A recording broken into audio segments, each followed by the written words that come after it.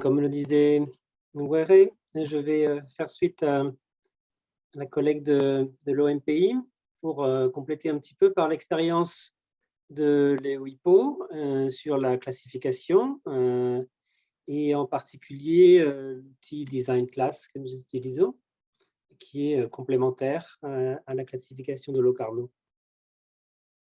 Donc, comme entrée en matière, premièrement, un petit peu de législation dans le cadre de l'Union européenne. Qu'est-ce qui nous oblige en termes de classification? Donc, nous avons le règlement sur les dessins ou modèles communautaires, le RDC, qui nous précise ici que l'indication des produits, donc les termes pour désigner les produits sont obligatoires dans toutes les demandes que nous recevons. Donc, les clients, les utilisateurs doivent indiquer à quoi correspondent les produits qu'ils veulent enregistrer en tant que dessin ou modèle. En revanche, la classification en classe de Locarno n'est pas obligatoire, c'est-à-dire qu'elle n'est pas obligatoire dans une demande. Donc, les utilisateurs ne sont pas obligés de la faire figurer.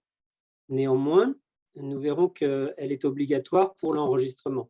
Donc, c'est l'EWIPO qui peut éventuellement procéder à cette classification si elle est absente de la demande. Il est important de savoir que, conformément à la classification de Locarno, nous avons aussi choisi de n'avoir qu'une portée administrative pour cette classification.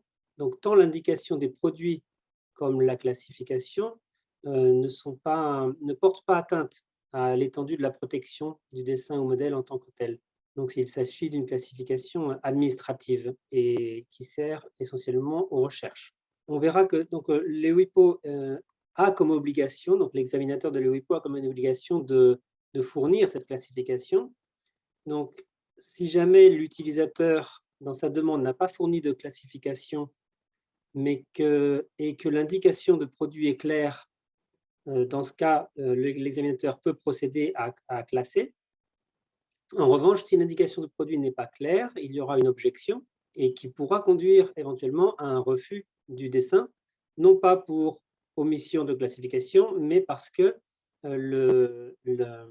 l'indication de produit n'est pas claire et donc n'a pas permis cette classification. Et ça, c'est une obligation que on peut compléter dans notre législation dans les modalités d'application du RDC, qu'on appelle nous le REDC. On reprend un peu la même législation, mais de manière plus précise. Donc, on en précise encore, donc l'indication des produits doit être contenue. La classification des produits est effectuée à des fins exclusivement administratives, ce que je disais avant. Et aussi, on précise dans les modalités d'application que la désignation des produits doit être établie, c'est le troisième point ici, de manière à faire apparaître clairement leur nature et à ne permettre la classification de chaque produit que dans une seule classe de la classification de Locarno, en utilisant de préférence les termes figurant sur la liste de produits de cette classification. Donc voilà ce qui nous permet d'obliger au final à fournir une classification et par là même de faciliter les recherches, puisque c'est le but principal, c'est que les recherches puissent être faites de manière à pouvoir trouver tous les produits, et donc dans les dessins et modèles, qui se ressembleraient, qui seraient similaires. Donc, ce qui est intéressant de préciser sur l'utilisation de la classification de Locarno par les WIPO, on en parlait hier, certains pays ne, ne, ne couvrent pas la classe 32, par exemple. Donc là, c'est important de savoir qu'au niveau de l'Union européenne, la classe 32 est couverte et donc protégée. Et donc, tout ce qui contient les ornementations, les logos, les graphismes, et y compris aussi ce qu'on appelle les présentations, donc les arrangements d'intérieur de magasins, de véhicules, donc tout ce qui est un petit peu architecture intérieure. Donc, nous acceptons toutes ces désignations qui ne sont pas toujours supportées par d'autres pays. Ça, c'est intéressant de le savoir. D'autre part, la classe 32 est un petit peu particulière en ce sens qu'elle peut être ajoutée à d'autres classes.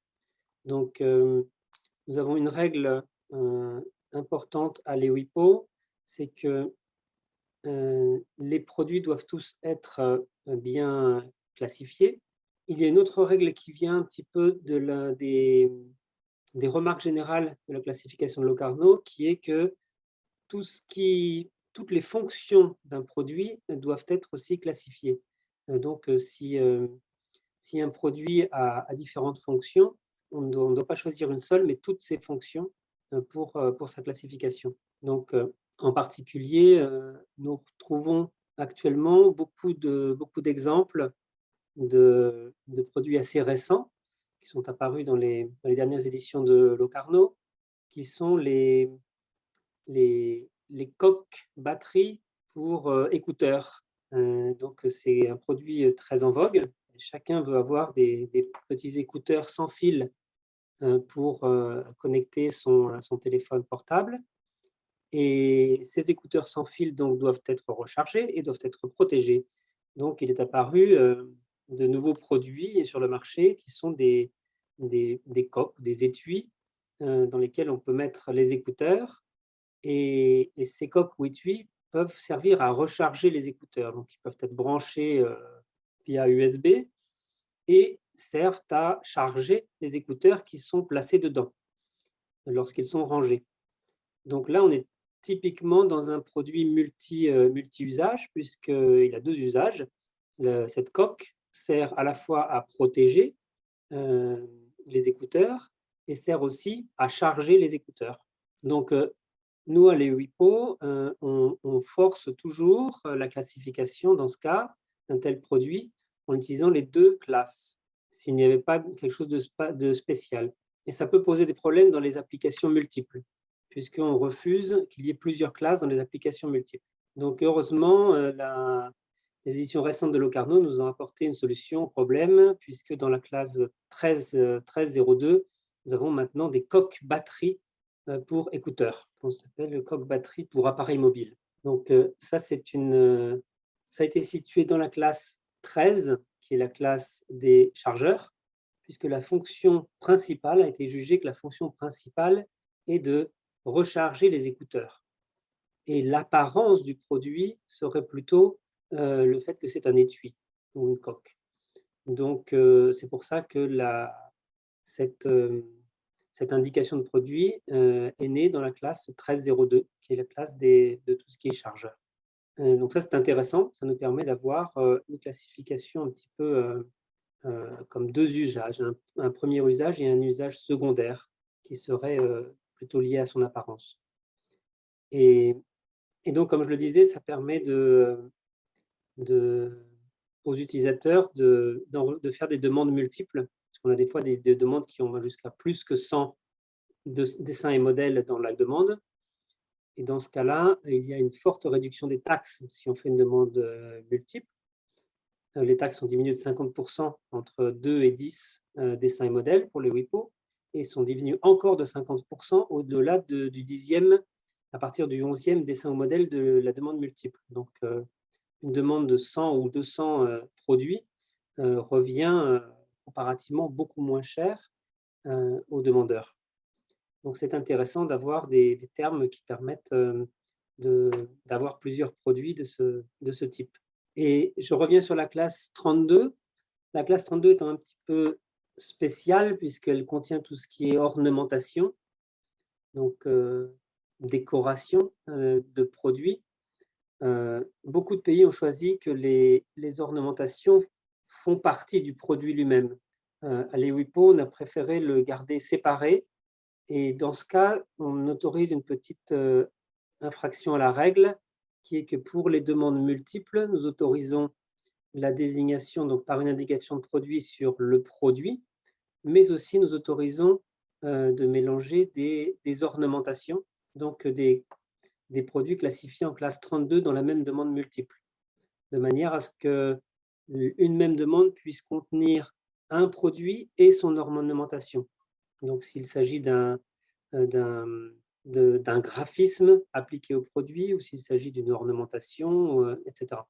Donc, ça aussi, ça permet de résoudre beaucoup de situations un peu conflictuelles en fonction des différentes législations. Autre particularité de la classification acceptée par les WIPO, aussi la classe 18 qui contient toutes les polices de caractères, les signes typographiques.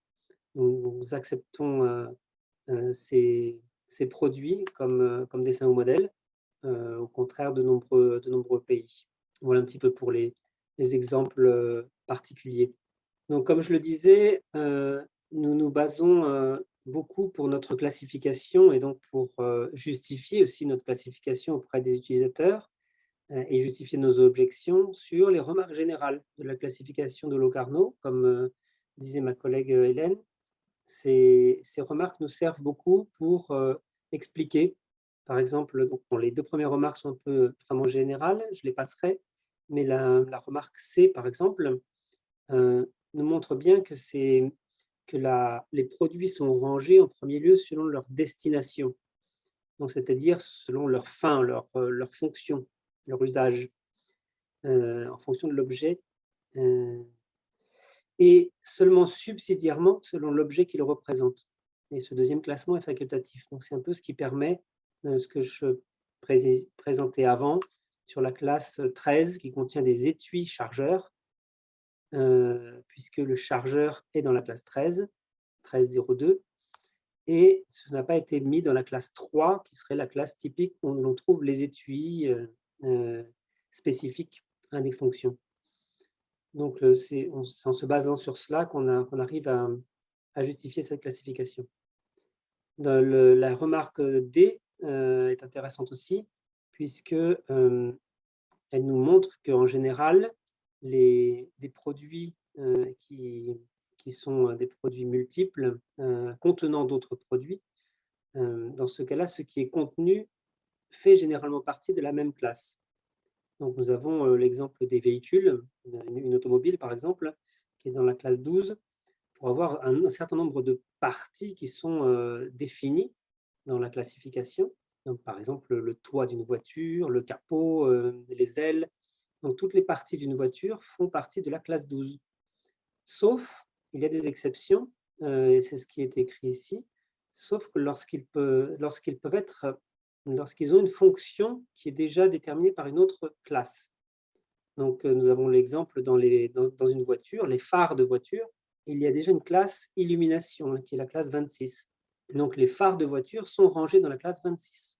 Donc, ça peut poser ici des problèmes dans les demandes multiples. Si un utilisateur veut protéger un dessin ou modèle concernant une voiture et dans la même demande veut protéger aussi les phares. Et il sera obligé de protéger les phares de manière séparée. Donc, faire une demande séparée pour les phares de cette voiture. Donc, il y a des petites exceptions qu'on n'arrive pas à résoudre et ça marche comme ça. Et la dernière remarque intéressante aussi, les produits combinés à usage multiple sont à l'exception des pièces d'ameublement rangées dans toutes les classes et sous-classes correspondant à chacun des usages prévus. Lorsqu'un produit est composé, comme par exemple on pourrait imaginer une table de jardin qui contient un parasol, dans ce cas-là, on oblige à classifier, donc à ranger ce produit à la fois comme table, donc comme meuble dans la classe 6, et à la fois aussi comme parasol, dont je ne me souviens plus la classe. Donc, de manière à bien voir l'usage des différents produits qui pourraient être inclus dans ce dessin ou modèle. Et évidemment, ça peut poser des problèmes d'unicité de classe s'il y a des demandes multiples. Donc, voilà un petit peu pour toutes les spécificités de la classe de Locarno, de la classification de Locarno et son usage à le WIPO. Sur les outils qui sont proposés par les WIPO dans le cadre de sa coopération internationale. Donc, les WIPO a développé un certain nombre d'outils pour partager avec d'autres offices dans le monde. Donc, vous connaissez sans doute TMView, DesignView, TMClass, qui sont des outils donc, proposés qui permettent de faire des recherches dans les bases de données de marques et de dessins. TMClass, c'est l'outil de classification des marques. Et nous avons aussi donc DesignClass ici, qui est l'outil que nous proposons pour regrouper le maximum d'indications de produits concernant les dessins et modèles. Donc, voyons que nous proposons différents outils centralisés ou nationaux. Ici, il s'agit d'un outil centralisé, c'est-à-dire que c'est une base de données qui est hébergée à l'EWIPO, totalement administrée par l'EWIPO.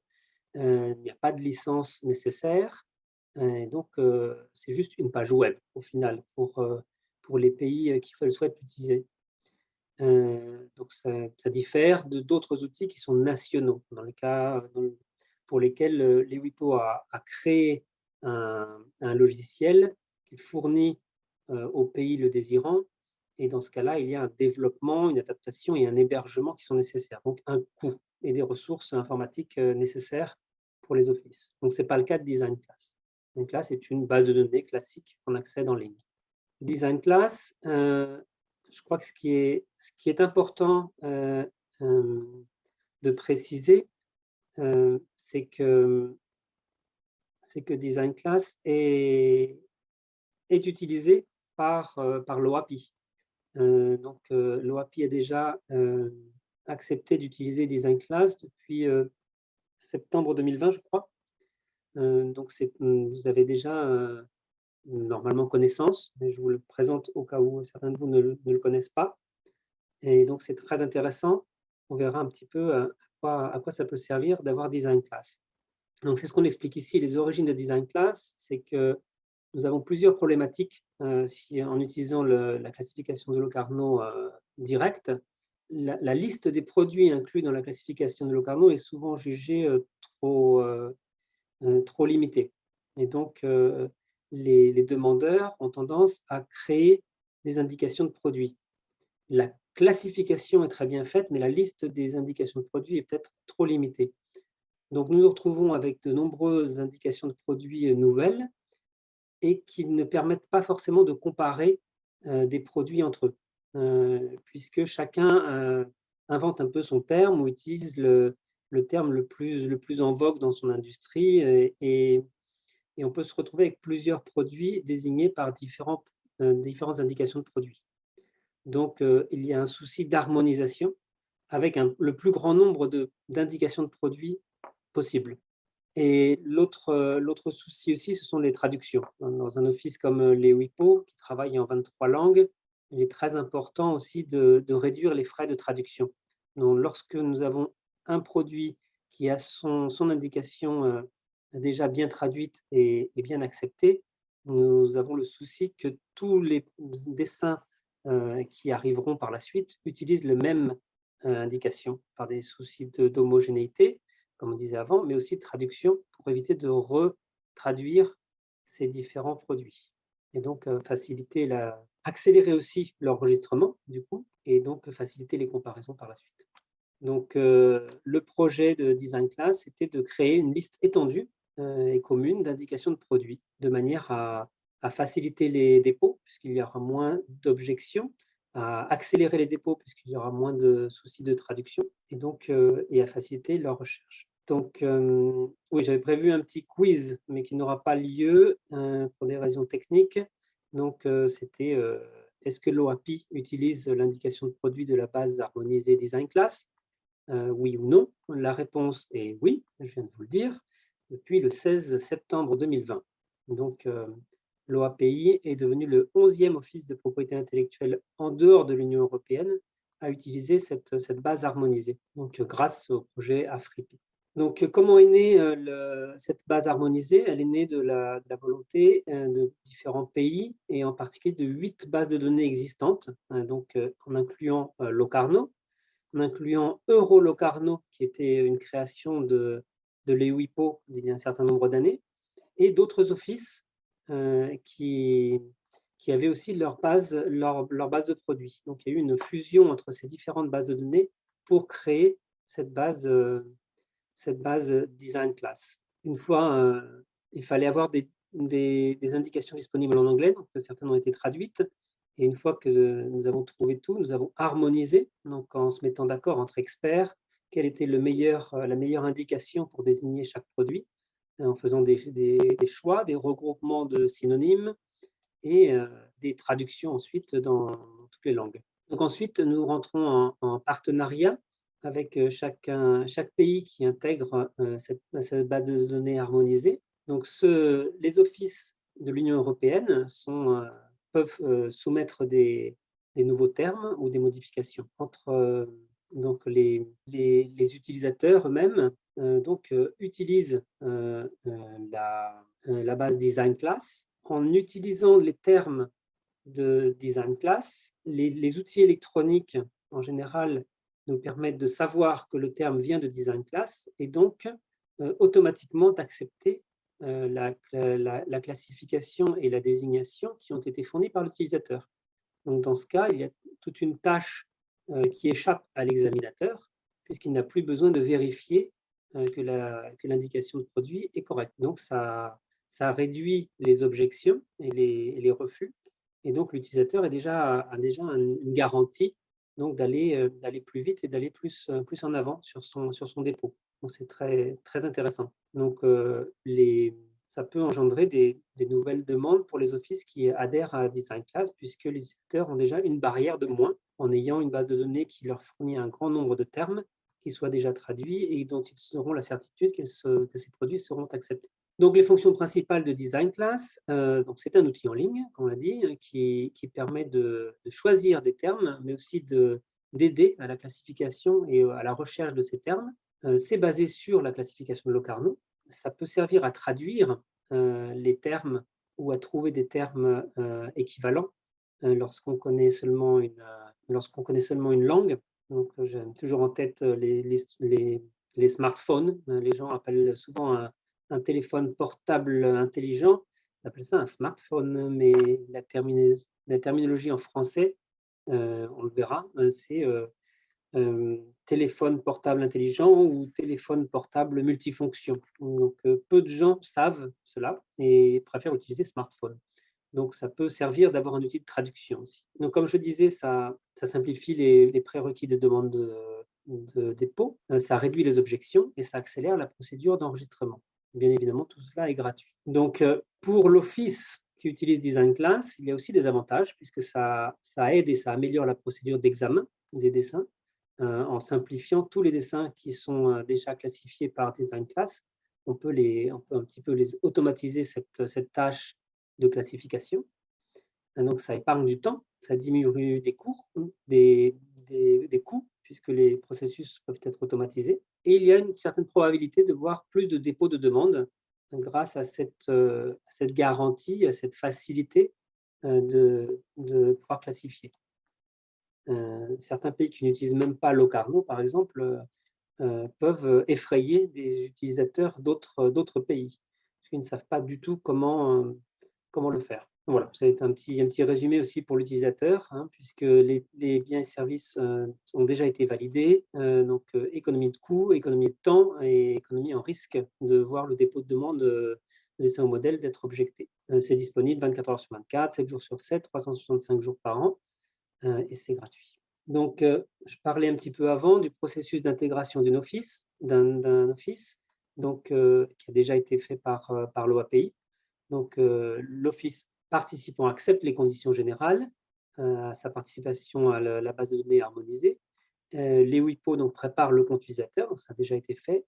Et ensuite, il y a une possibilité d'intervenir pour les pays qui sont membres de l'Union européenne ou de manière étendue de l'AELE. Donc, c'est-à-dire tous les pays candidats et pays EFTA. En revanche, les pays non membres de l'Union européenne ne peuvent pas directement participer à l'enrichissement de cette base de données ou à sa maintenance. Donc, dans ces cas-là, il est nécessaire de parler via un autre office. Donc, en particulier pour les francophones, peut-être se mettre en relation avec l'INPI français s'il y avait des corrections à faire ou des termes spécifiques pour les pays de l'OAPI. Il y a tout un processus avec des comités d'experts pour valider aussi les nouvelles indications de produits qui seraient proposées pour les corrections. Donc ensuite, pour terminer, une petite démonstration. Donc j'ai inclus quelques copies d'écran de l'outil Design Class pour revoir. Donc Design Class, c'est disponible en ligne, c'est disponible en 28 langues. On peut voir ici donc, que l'OAPI est membre de Design Class depuis le 14 septembre 2020 et nous allons voir comment faire une recherche d'un produit en français. Donc, nous avons choisi la langue française, rechercher un terme. On peut chercher un terme donc ici en français ou changer la langue si on voulait smartphone, on verra par la suite, et préciser la classe. Faire une recherche simple ou faire une recherche plus complexe. Faisons une recherche simple. Je me suis amusé hier après-midi, puisqu'on avions parlé hier de semelles de chaussures. Est-ce que c'était accepté comme protection? Donc, nous avons cherché ici des semelles en français dans Design Class et nous voyons que nous avons beaucoup de résultats, différents termes d'indication de produits qui sont plus ou moins similaires et qui permettent d'être plus ou moins fins sur la précision de ce que sera le produit pour l'utilisateur. Nous avons des semelles antidérapantes, des semelles de chaussures, des semelles de chaussons, des chaussures à semelles en bois. Donc, on voit que la recherche se fait sur l'ensemble du texte et aussi propose différentes classes qui peuvent être trouvées dans l'arborescence. Donc, on va voir en approfondissant un petit peu. Si on prend un terme, par exemple le terme classique semelle, l'outil nous montre la traduction, donc le détail du terme en français, classe 2, 4, qui est la classe des chaussures en général, et nous avons la traduction de cette partie de chaussure, qui est la semelle, dans les 28 langues. Donc, nous avons bien les différentes traductions, ça peut être très utile. Et ensuite, comme je l'ai dit, l'arborescence nous permet aussi de voir que ce terme semelle peut se retrouver dans d'autres classes. Donc, il a peut-être d'autres usages. Ça aussi, c'est intéressant pour les utilisateurs qui ont un produit dans lequel ils voudraient être sûrs que cela correspond bien. S'ils mettent seulement semelle sans rien faire, ça pourrait être pas forcément très clair sur l'usage. Ici, on voit par exemple, on pourrait avoir un utilisateur qui cherche des semelles, mais dans sa tête, ce qu'il a, ce sont des semelles de pneus. On appelle ça donc des semelles. Et donc ici, le Design Class le prévient pour lui dire attention, il y a beaucoup d'occurrences dans la classe des chaussures et de l'habillement, mais il y a aussi dans les pneus, bandages, chaînes antidérapantes pour véhicules. Donc ici, on pourra choisir semelle de pneus et donc éviter une objection, puisque nous, si on voit semelle et qu'on voit que les traductions correspondent à la classe 2, c'est-à-dire de l'habillement, et qu'on voit bien que ce qui est proposé, ça correspond à un pneu, nous allons lever une objection ou essayer de le corriger, donc perdre du temps. Et le dernier exemple, ce que je vous disais avant, donc si jamais on a quelqu'un qui nous soumet un terme smartphone ou un utilisateur qui cherche comment mettre smartphone dans Design Class, si on cherche smartphone en français, on ne trouvera rien. En revanche, si on le cherche en anglais, on va trouver smartphone. On voit la liste directement des suggestions, donc c'est assez rapide, il n'y a même pas besoin d'appuyer sur rechercher. Et donc, on voit directement, on peut chercher donc, les traductions et là, voir qu'en français, un smartphone s'appelle un téléphone mobile multifonction. Voilà, donc ce qui permettra d'utiliser la bonne indication de produit et d'éviter une objection et donc de gagner du temps. Et je crois qu'avec ça se termine ma présentation. Je vous remercie pour votre attention et donc